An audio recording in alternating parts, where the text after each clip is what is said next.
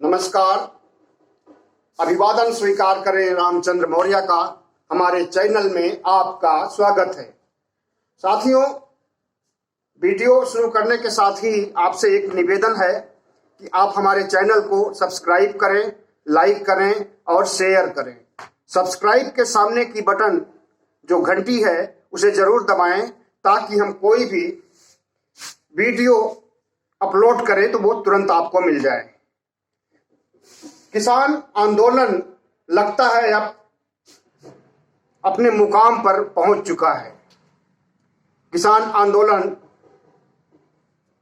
और सरकार के बीच, संयुक्त किसान मोर्चा और सरकार के बीच जो सकारात्मक बातचीत इन दिनों हुई है, उससे लगता है कि आंदोलन थम जाएगा और किसानों की लगभग सारी बातें सरकार को माननी पड़ जाएंगी।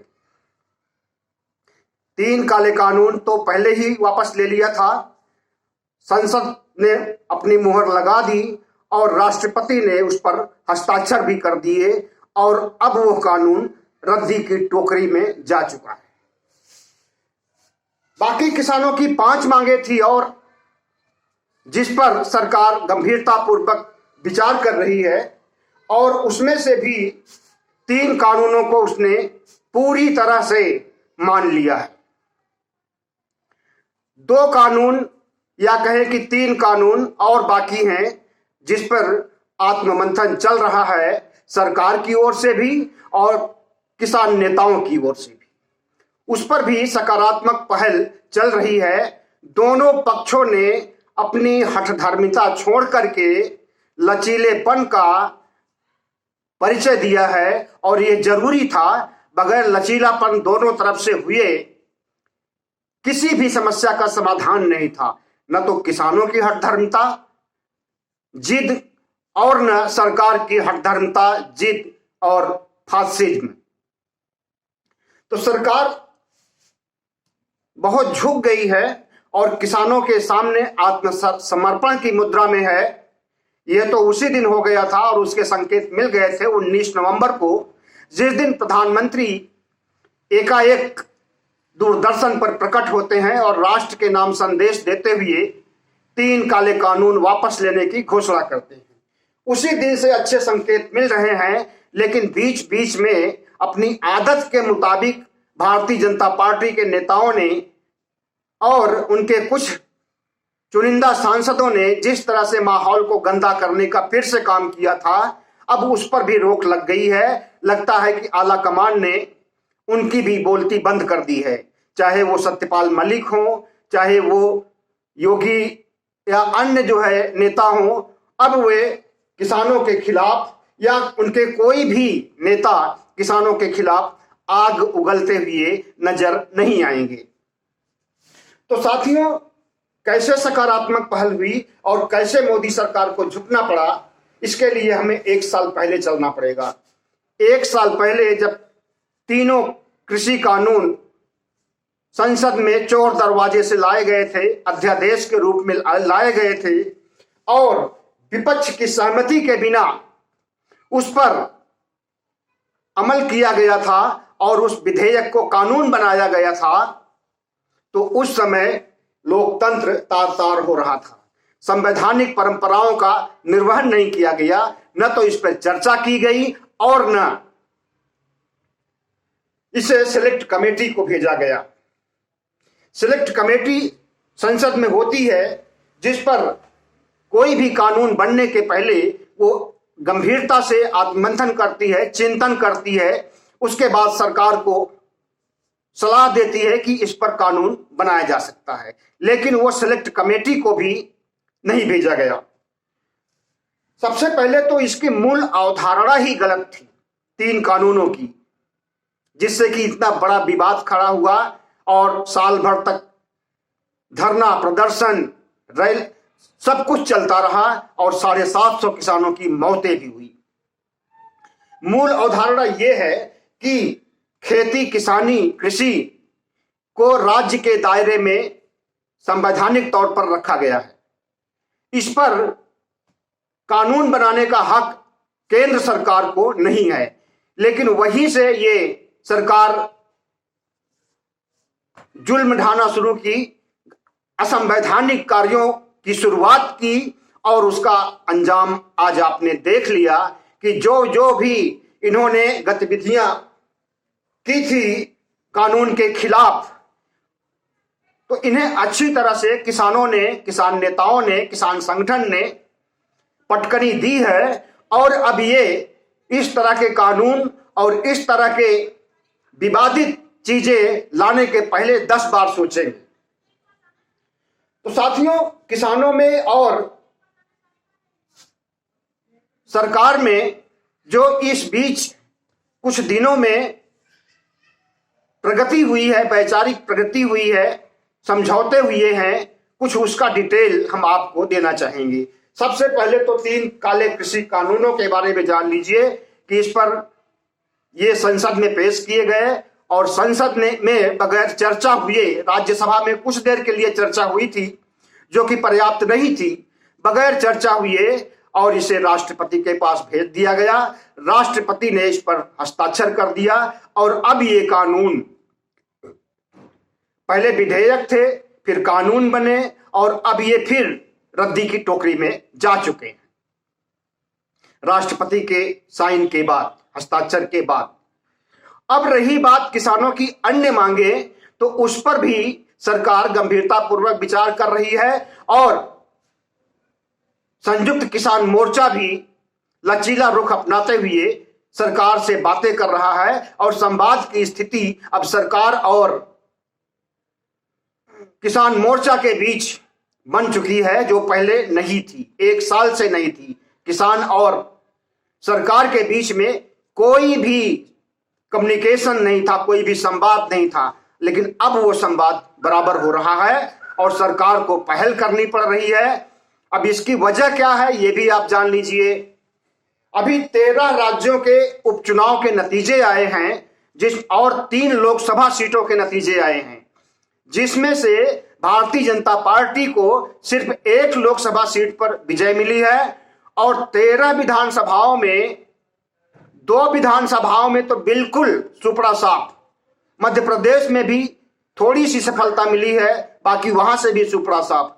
तो इस तरह से किसान आंदोलन के नेतार्थ इसे लिया गया और किसानों ने इसे अपने पक्ष में लिया और सरकार को घेरा।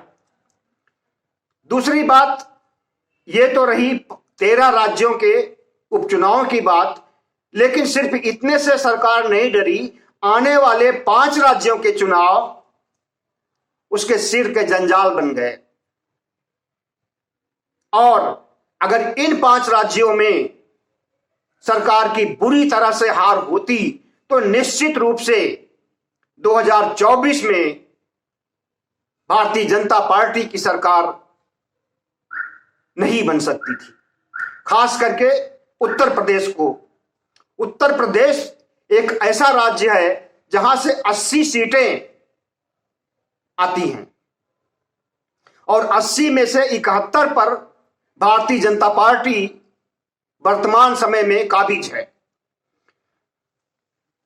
और यहां का 5 वर्षीय चुनाव जो हर साल होता है, विधानसभा चुनाव, वो सिर पर आ गया है। तो सरकार को इन चुनावों में भी बुरी तरह से मार खाने की नियत से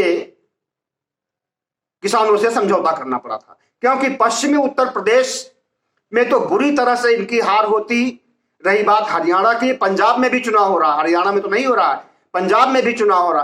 पंजाब में भी तो इनकी पहले से ही कोई साख नहीं है, कोई इनका जनादेश देने वाला नहीं है, इनको जिताने वाला नहीं है। लेकिन उत्तर प्रदेश, उत्तराखंड और बाकी 2 राज्य जहां चुनाव हो रहे हैं, वहां से सरकार भारतीय जनता पार्टी की है और वो सरकारें भी सब चुनाव में हारने वाली। तो आने वाले चुनाव के मद्देनजर सरकार को घुटने टेकने पड़े और किसान आंदोलन की, संयुक्त किसान मोर्चा की जीत हुई है। सबसे पहले 19 नवंबर को 3 कृषि कानून वापस लिए गए। अब एमएसपी की गारंटी की बात चल रही है, इस पर सरकार घुटने टेकते हुए किसान नेताओं को कहा है कि आप हमें 5 सदस्यों की जो कमेटी में रखे जाएंगे और उनके नाम दीजिए। किसान मोर्चा अब इस नाम पर विचार कर रहा है कि किसको किसको एमएसपी की गारंटी की कमेटी में भेजा जाए, लेकिन अभी कोई समय सीमा इसकी तय नहीं की गई है कि यह कमेटी कब अपना रिपोर्ट देगी और उसके बाद कब कानून बनेगा। अभी इस पर विचार चल रहा है। रही बात एमएसपी की गारंटी की, तो मुख्यमंत्री नरेंद्र मोदी जब गुजरात के मुख्यमंत्री थे तो उन्होंने भी एमएसपी की गारंटी के लिए मनमोहन सरकार को लिखा था और उस कमेटी के अध्यक्ष थे, जिस कमेटी ने रिकमेंड किया था, एमएसपी की गारंटी की बात कही थी, उसके ये अध्यक्ष थे। तो इस पर इन बातों को लेकर किसान मोर्चे ने अच्छी तरह से नरेंद्र मोदी की सरकार को घेरा, नरेंद्र मोदी पर व्यक्तिगत रूप से हमले किया और सरकार को झुकना पड़ा एमएसपी की गारंटी के लिए कमेटी बनाने के लिए। अब ये कमेटी बनेगी इसका जो है कब आएगा, जो है सलाह, इसकी रिपोर्ट कब आएगी अभी तो निश्चित नहीं है, लेकिन वो भी निर्धारित हो जाएगा जब बड़े बड़े मसले शांत किए जा चुके हैं। तो ये बहुत छोटा मसला है, 2 महीने में 3 महीने में कभी भी इसकी रिपोर्ट आ सकती है। दूसरी बात, पराली की बात सरकार ने मान ली है। सरकार के कानून के तहत पराली जलाना अपराध की श्रेणी में आता था और जो चीज अपराध की श्रेणी में होता है उसमें मुकदमे भी दर्ज होते हैं और जेल भी होती है। तो इस श्रेणी, अपराध की श्रेणी से पराली को अब हटा दिया गया। न तो उनके ऊपर कोई पेनाल्टी लगेगी, न कोई आर्थिक दंड लगेगा, न उनकी गिरफ्तारी होगी, न उन्हें उनके खिलाफ कोई एफआईआर होगी। अब जो है पराली से निश्चिंत हो गए हैं। लेकिन किसानों को भी इस पर ध्यान देना चाहिए कि वायु प्रदूषण की गुणवत्ता की कितना जरूरत है, वायु प्रदूषण कितना अच्छा होना चाहिए, और पराली से वायु प्रदूषण प्रदूषित होता है ज्यादा ही। और न सिर्फ पंजाब को, हरियाणा को, बल्कि एनसीआर मतलब राष्ट्रीय राजधानी क्षेत्र को भी, दिल्ली को, हरियाणा को, फरीदाबाद को, गाजियाबाद, नोएडा, हर जगह जो है वायु प्रदूषण बढ़ जाता है। इसलिए पराली जलाने के मामले में भी किसानों को भले ही अपराध से मुक्त कर दिया गया है, उन्हें इस बात का ध्यान रखना होगा कि प्रदूषण न बढ़ने पाए और जो आधुनिक उपकरण आ गए हैं उनका उपयोग करके पराली को भी नष्ट किया जाए और प्रदूषण भी न होने पाए। इस पर सरकार को भी और किसानों को भी गंभीरतापूर्वक सोचना होगा, क्योंकि अभी भी दिल्ली की जो जहरीली स्थिति बनी हुई है उससे निजात पाने के लिए हर रोज सुप्रीम कोर्ट कोड़े लगाता है, कभी दिल्ली सरकार को, कभी केंद्र सरकार को, और उसके बावजूद भी कोई सुधार नहीं हो पा रहा है। आज भी देखिए धुंध सा माहौल है, दिन है, अभी 3 बजे होंगे, 3 से 4 के बीच का टाइम है, धुंध है, सूरज का कहीं अता पता नहीं है, हल्की हल्की ठंडी है और एक कोहरा सा, जो कोहरा नहीं है प्रदूषण है, छाया हुआ है पूरे राष्ट्रीय राजधानी क्षेत्र के ऊपर। किसानों पर मुकदमे जो हुए थे किसान आंदोलन के समय, जो छिटपुट मुकदमे हुए थे, छिटपुट नहीं, बहुत भारी मात्रा में किसानों को आने नहीं दे रही थी सरकार दिल्ली के बॉर्डर पर, और उनको पकड़ पकड़ करके जेलों में ठूसा गया था। उन किसानों की रिहाई की मांग भी संयुक्त मोर्चे ने रखी थी, संयुक्त किसान मोर्चे ने रखी थी, और उनको भी सरकार ने मान लिया है। और उत्तर प्रदेश, जिसके हिस्से में पश्चिमी उत्तर प्रदेश है, उत्तर प्रदेश सरकार को, हरियाणा सरकार को, पंजाब सरकार को निर्देश दिया गया है कि जितने भी किसान आंदोलन के समय गिरफ्तार किए गए हैं सबकी रिहाई की जाए और उनके ऊपर से जो संगीन मुकदमे हैं उनको छोड़ करके बाकी मुकदमों को वापस लिया जाए। संगीन मुकदमों में कहा जाता है कि कुछ बलात्कार की घटनाएं हुई थी, और ये सही है, जो बलात्कार की घटना हुई थी, जिसने बलात्कार किया था उसको सजा मिलना जरूरी है और उसे अदालत को चलने देना चाहिए, उनका केस चलने देना चाहिए। ये इसका समर्थन हम भी करते हैं, जो संगीन आरोप है। और अगर कोई हत्या की बात है तो किसी ने किसी की हत्या की है और वो जेल में है तो वो भी बंद होना चाहिए, क्योंकि भारतीय लोकतंत्र में हत्या करने वालों की छूट नहीं दी जा सकती। हालांकि बहुत से बड़े बड़े नेता हत्याएं करके, बलात्कार करके और तमाम तरह के आपराधिक गतिविधियों को कर करके संसद में सांसद बने हुए हैं, एमपी बने हुए हैं और राज्यों में विधायक हैं, बहुत से हैं और हर पार्टियों के हैं। कोई यही नहीं है कि भारतीय जनता पार्टी के हैं। हर पार्टियों में बलात्कारी नेता हैं, हर पार्टियों में जान लेने वाले हत्यारे नेता हैं और हर पार्टियों में दूसरे अपराधों, संगीन अपराधों से जुड़े हुए नेता हैं और उन्हें राजनीतिक संरक्षण दिया जाता है।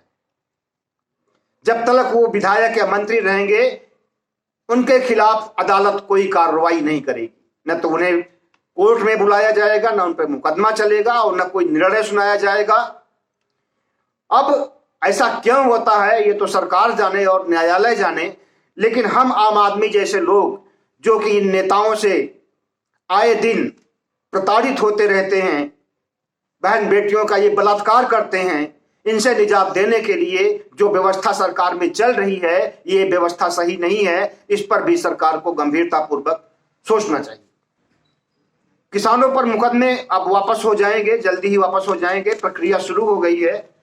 रही बात शहीद किसानों की, तो शहीद किसानों को मुआवजा देने, उनके परिवार को भरण पोषण के लिए सरकार अभी भी गंभीर नहीं दिख रही है और इसी मामले पर विवाद अभी बना हुआ है, क्योंकि कल कृषि मंत्री नरेंद्र तोमर ने हाथ खड़े कर दिए और कहा कि सरकार के पास किसानों के मौत से संबंधित, किसानों के शहीद होने से संबंधित कोई आंकड़े ही नहीं है।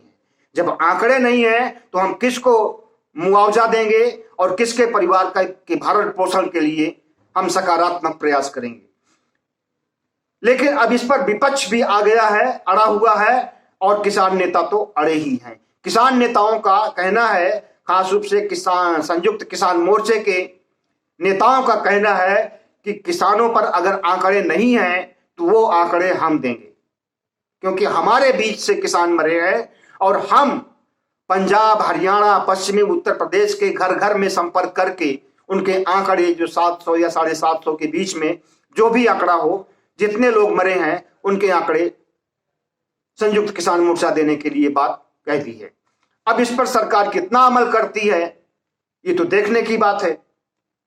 लेकिन ये है, जहां तक अब इतनी मांगों को, 3-4 मांगों को मान लिया गया है तो यह कोई बड़ा मुद्दा नहीं रहेगा और सरकार घुटने टेक चुकी है और थोड़ा से और झुकेगी और इन बातों को भी मानेगी और एक दिन मानना पड़ेगा, क्योंकि अगर उनकी 6 मांगों में से एक भी मांग पूरी नहीं की जाएगी तो किसान बना रहेगा वैसे जैसे 1 साल से बना हुआ है बॉर्डर पर। अब रही बात मंत्री के इस्तीफे की। मंत्री का इस्तीफा को मैंने समझा है इस रूप में कि सरकार ने प्रतिष्ठा का विषय बना लिया है कि अगर हम मंत्री का इस्तीफा लेते हैं तो इसका मतलब कि हमारे मंत्री अपराधी माने जाएंगे और सबसे बड़ा चीज, उन्हें ब्राह्मण वोट का खतरा है। अगर अजय मिश्र उर्फ टेनी को मंत्री पद से हटाया जाता है तो हमारे ब्राह्मण वोट, उत्तर प्रदेश के ब्राह्मण वोट, उत्तराखंड के ब्राह्मण वोट, जिन जिन राज्यों में चुनाव होने हैं वहां के ब्राह्मण वोट भारतीय जनता पार्टी को वोट नहीं देंगे, ऐसा सरकार का सोचना है। लेकिन इसका भी एक रास्ता है और यह रास्ता किसान मोर्चा ही सरकार को सुझा रहा है कि अजय मिश्रा को हटा करके किसी पांडे, मिश्रा, तिवारी, तमाम तो होते हैं इनकी जातियां, किसी दूसरे को बना दिया जाए तो ब्राह्मण वोट भी आपको मिलेगा और हमारी समस्या का भी समाधान हो जाएगा। अब इस पर सरकार कितना विचार करती है, किस रूप में विचार करती है, कितना गंभीर होती है, कितना संवेदनशील होती है, वो तो आने वाला वक्त ही बताएगा। लेकिन इतना निश्चित है कि जब सारी मांगे मानी गई हैं तो अजय मिश्र टेनी को भी रुखसत करना पड़ेगा मंत्रिमंडल से। वैसे अजय मिश्र टेनी शाह के आदमी माने जाते हैं। शाह की मेंटेलिटी क्या होती है, मानसिकता क्या होती है, शाह का चाल, चरित्र, चेहरा कैसा होता है, उसको सारा देश जानता है। और किस पृष्ठभूमि से आए हैं पहले क्या थे और आज क्या है, नरेंद्र मोदी ने इन्हें क्या से क्या बना दिया, वो सबको पता है, बच्चे बच्चे जानते हैं। और अमूमन लोग कहते हैं कि पहले तड़ीपार थे। तड़ीपार का मतलब होता है देश निकाला, राज्य से इनको निकाल करके बाहर कर दिया गया था कि अंदर नहीं आने पाओगे राज्य में। एक समय सीमा दे दी गई थी और वो समय सीमा पूरी हुई तो ये फिर से राज्य में आए और नरेंद्र मोदी से जुड़ करके इनके सिपा सालार दाहिने हाथ बन करके काम करना शुरू किए। आज गृह मंत्री।